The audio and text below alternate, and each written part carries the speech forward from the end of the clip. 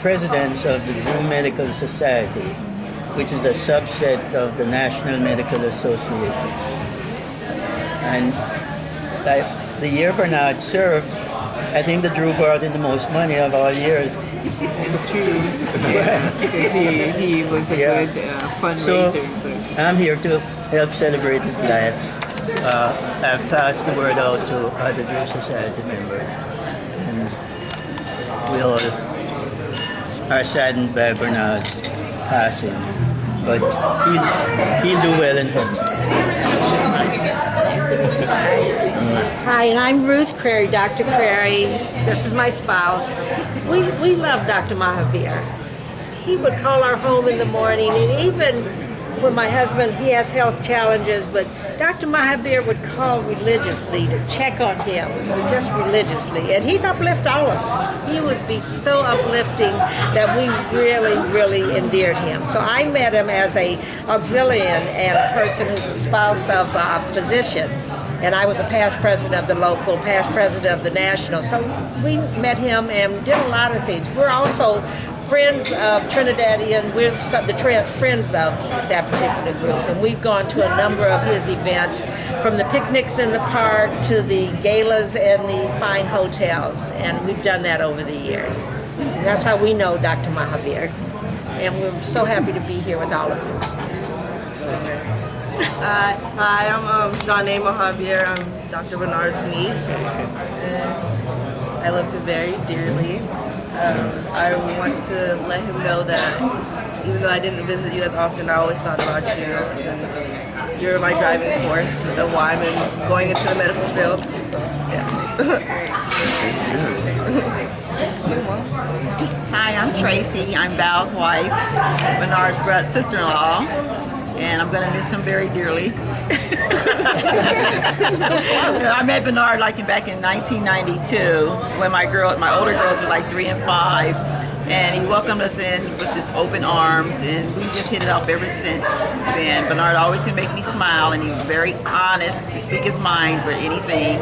And I'm going to miss my partner, my friend, who's not scared to speak his mind about his brother over here. I'm Joe Mahabir, and I'm Bernard's brother. Bernard was my mentor, my advisor, my counselor. Everything. And, you know, that day I saw his body being taken out in a body bag. He spoke to me. He says, "You never know the time, you never know the date. So enjoy life and be prepared." So that's what I'm hanging on to. Thank you. Hi everyone, I'm Elsa Mahabir, Bernard's sister-in-law, and I also too met Bernard back about 1990, 91, 92, and best brother I ever had. I really miss him a lot. I did spend some time with him, and taking trips to the stores, buying all kinds of different type of foods from different markets, and going to the Filipino fish market. That was the most fun time we used to have. And he'd take me to different places that I've never seen before, fancy places. And he always welcomed us into his home. Since the day I ever met him, he was my brother. He always, when I want to go to the holiday events and that, I said, "What should I bring? What do I bring?" He says, "Don't bring nothing, just bring yourself. Just hurry, just come." And I'm so grateful that my brother, he was in my life, and I'm gonna miss him a lot. All the things he used to do for us, all the favors he used to do for us. We would call him and ask him for advice. He never turned us away, and he was always a brother. Thank you, brother. I'm gonna miss you. Hi, I'm Samuel McIntosh. I know Bernard Mahabir from way back in Boston at the Roxbury Dental and Medical Group. And here in California, we always got together for cook-ups, and he and I discussed so many different topics ad infinitum. And I just had a great time sharing his company with others here, and I'm going to miss him. And, well, he's a good friend that's gone away. Thank you. I'm Stephen O'Connor, and I considered Bernard to be an uncle of sorts. He and my father were very close friends for over 30 years, and just really going to miss him very much. And it's very good to get together with the family and friends and celebrate his life. I'll speak for the both of us.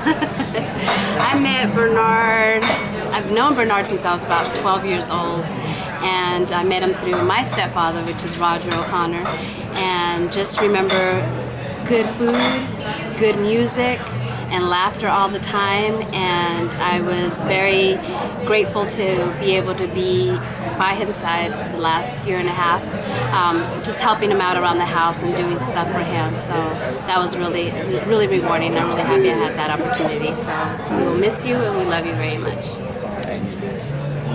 Hi, I'm Jorge Orozco. I met Bernard through the graces of Stephen O'Connor and Claudia through their family.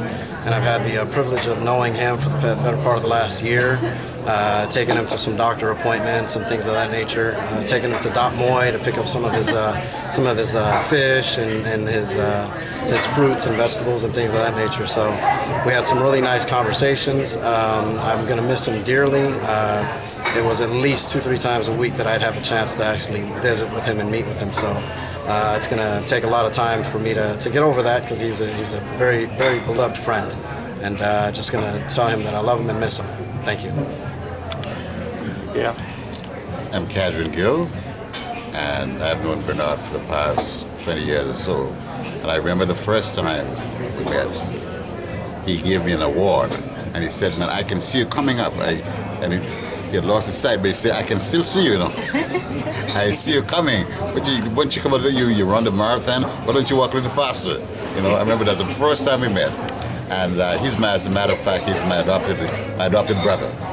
And as I said before, every Wednesday, I would call him or he would call me to see what's going on. So I think it's quite apropos that we have this event on Wednesday, and I'm going to miss him. And he, as the Reverend just said, he was a quintessential Caribbean man. So I'm going to miss you, my brother. Thank you, Dr. Gill.